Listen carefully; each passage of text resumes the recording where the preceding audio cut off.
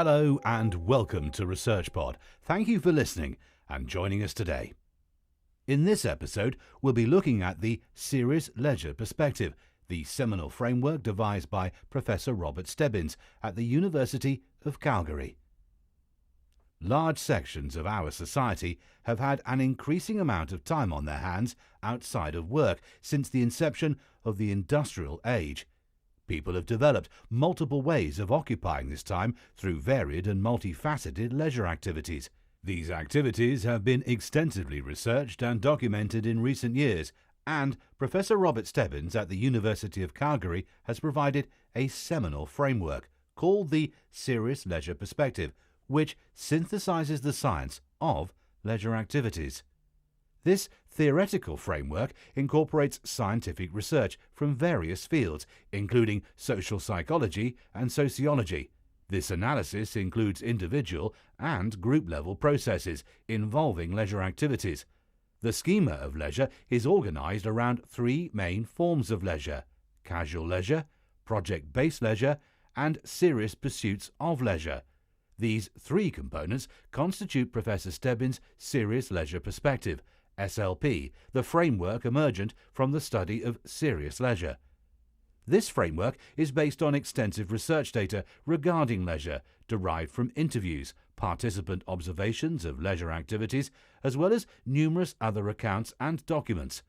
Professor Stebbins synthesizes this data to develop the SLP framework and offers a schema which people can use to organize their understanding of the wide range of theoretical and empirical research conducted in the field. He explains that the study of leisure activities has been examined and reported on for many decades. The first of these three areas of activity to be studied was that of serious leisure, with the initial analysis of amateur musicians. Over time, the study of serious leisure came to include hobbies, volunteer activities, projects, and physical activities with which people occupied their free time. Serious leisure activities are those undertaken by people in their spare time, which usually entail an element of care and commitment. These activities usually require the cultivation of special skills, knowledge, and experience, such as musical skill. Professor Stebbins identifies three groups of people who may be involved in serious leisure activities. First, amateurs. Amateurs participate in serious leisure activities across many different fields, including the arts, sciences, sports, and entertainment. These amateurs may have relationships with professionals who undertake the same activities in public for commercial reasons, and also with the public when pursuing their leisure activities.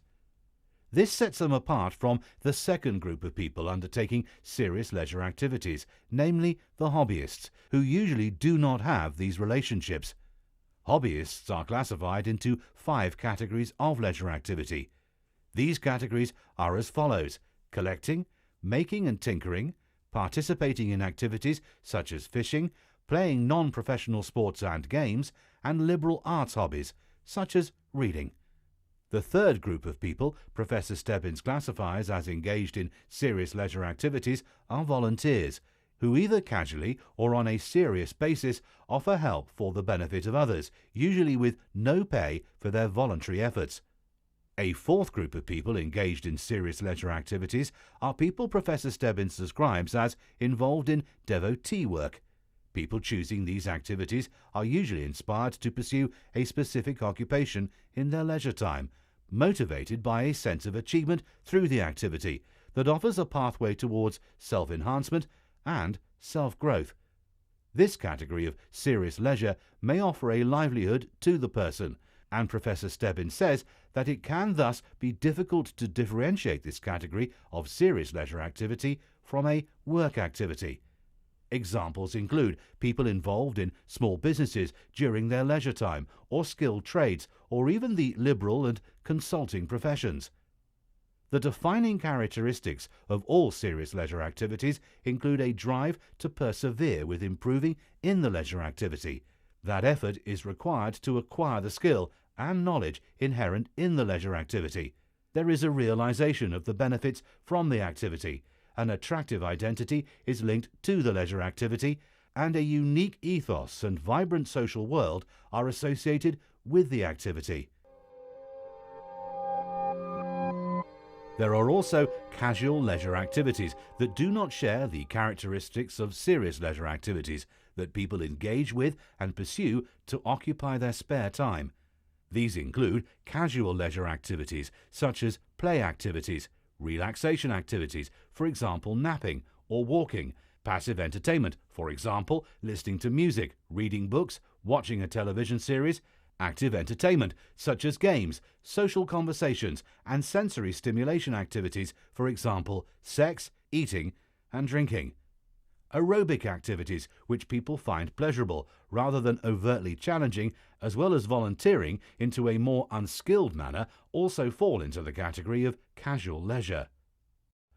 The third component within the SLP incorporates project-based leisure activities. These are typically undertaken as a one-off, infrequent activity which occupies leisure time. These activities may require significant planning, effort, skill, and knowledge, and as such can be differentiated from casual leisure. They are also differentiated from serious leisure activities by the fact that these project-based leisure activities are not in themselves undertaken with the same degree of long-term interest. Project-based leisure activities may include similar activities to those within the serious leisure categories, such as making and tinkering, volunteering, and being involved in the arts.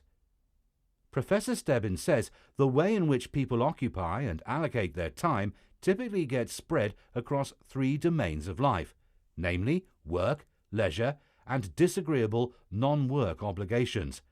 These domains shape and constitute a person's lifestyle, even when this lifestyle may evolve and change at different points in time.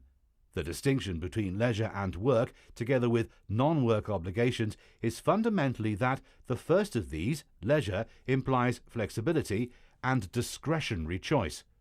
While people make commitments to their leisure activities, these commitments are fundamentally self-selected and autonomously driven. Within leisure activities, there are also differences in the levels of commitment, effort, and persistence required. For example, pursuing a one-off leisure project requires a different commitment to that of an amateur or skilled, knowledgeable volunteer who is involved in a serious leisure activity. These commitments may imply future time commitments to maintain proficiency in a skill developed through a leisure activity. Some project-based leisure activities can also require significant time commitments, as can casual leisure activities. There is thus an element of time analysis required for an understanding and analysis of serious leisure activities.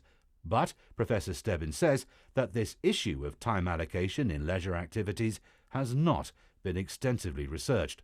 Other elements important to include in an analysis of serious leisure include the understanding of geographies and space entailed in the pursuit of these activities, as this too has a broad implication for the understanding of leisure.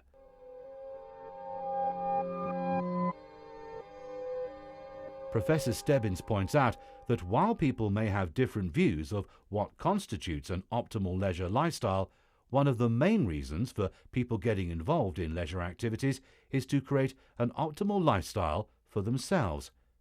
Leisure can have different meanings for different groups of people.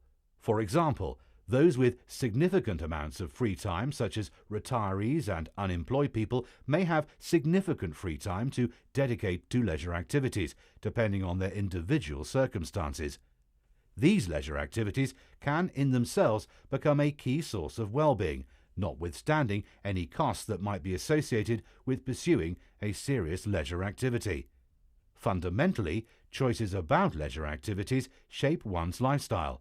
Serious leisure activities all take place within geographic spaces that may be unique and offer different social interactions with others, as well as different sensory experiences.